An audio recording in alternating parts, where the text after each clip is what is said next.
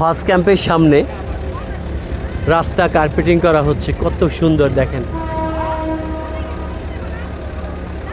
আর এই সাইডটা এখনো ধরেনি, পরে করবে। এই যে রোলার মেশিন সমান করতে করতে আসছে, দেখেন মেশিন।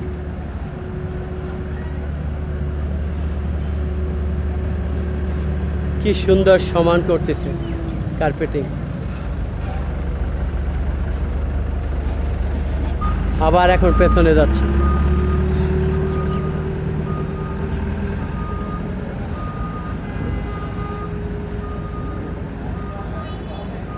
এই হচ্ছে হজ ক্যাম্প।